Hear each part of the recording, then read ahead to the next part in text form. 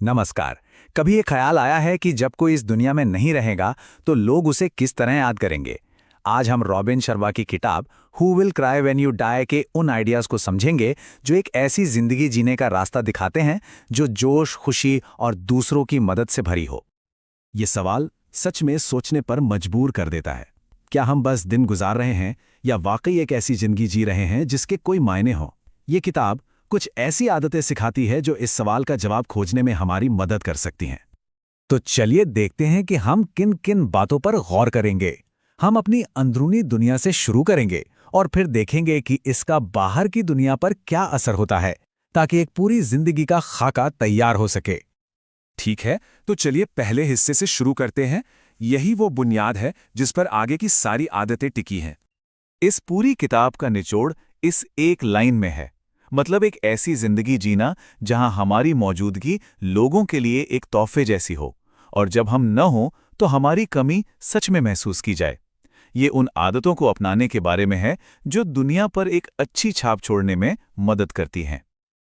अब आते हैं बदलाव के पहले और सबसे जरूरी कदम पर, जो है हमारी सोच और खुद को समझने की कला। असली बदलाव की शुरुआत यहीं से होती है। यहां बात हो रही है टफ लव की, लेकिन दूसरों के लिए नहीं, बल्कि खुद के लिए। सेल्फ डिसिप्लिन कोई सजा नहीं है, बल्कि ये वो चाबी है जो सच्ची खुशी का ताला खोलती है और हमें वो हासिल करने में मदद करती है जो हम वाकई चाहते हैं। अब जरा इस पर गौर कीजिए। ये हमारे मन की दो हालतों को दिखाता है। एक तरफ है बंदर मन, जो हमेशा एक डाल से दूसरी डाल पर कूदता रहता है, कभी परेशान कभी बेचैन। और दूसरी तरफ है एक केंद्रित मन, जो शांत है और अपने मकसद पर टिका है। फोकस्ड होकर पढ़ने जैसी आदतें इस बंदर मन को काबू में लाने में बहुत मदद करती हैं। तो अपनी अंदरूनी दुनिया को मजबूत बनाने के लिए ये 4 ताकतवर आदतें हैं।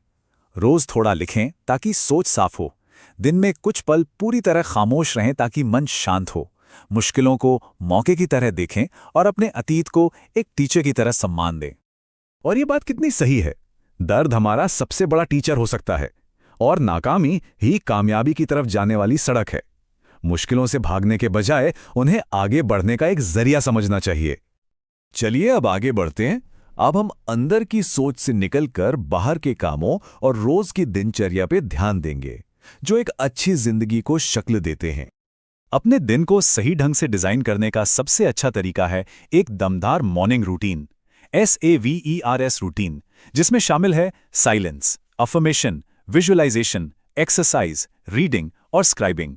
ये दिन को एक मकसद और एनर्जी के साथ शुरू करने का एक आजमाया हुआ फॉर्मूला है। ये एक बड़ी ही कमाल की टेक्निक है। दिन में एक वक्त तय कर लीजिए सिर्फ अपनी चिंताओं के बारे में सोचने के लिए।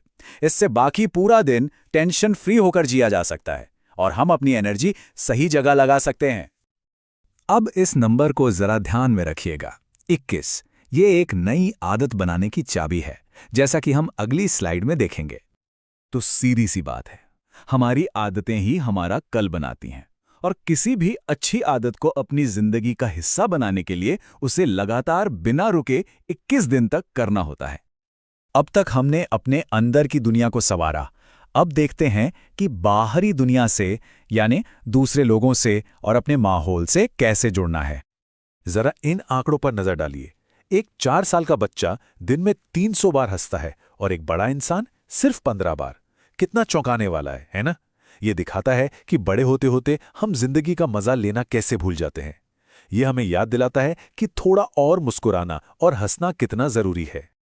लोगों और दुनिया से बेहतर ढंग से जुड़ने के लिए कुछ छोटी छोटी आदतें अपनानी होंगी, जैसे किसी अजनबी को देखकर मुस्कुरा देना, जिसने मदद की उसे एक थैंक यू नोट लिखना, या फिर बस प्रकृति की खूबसूरती का मजा लेना।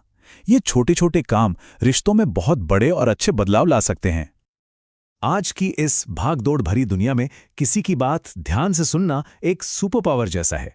जब हम किसी को बिना टोके समझने की नीयत से सुनते हैं तो इससे मजबूत रिश्ते और गहरा भरोसा बनता है। और अब हम आते हैं सबसे बड़े और आखिरी सवाल पर कि हम अपने पीछे क्या छोड़कर जाएंगे, हमारी विरासत क्या होगी। ये सिर्फ एक कागज का टुकड़ा नहीं है, ये हमारी जिंदगी का कंपास है। ये साफ करता है कि हम जी क्यों रहे हैं और हमारे हर काम को एक बड़ा मकसद देता है जो हमें हमेशा सही रास्ते पर रखता है। विरासत का मतलब हमेशा कोई महान काम करना नहीं होता।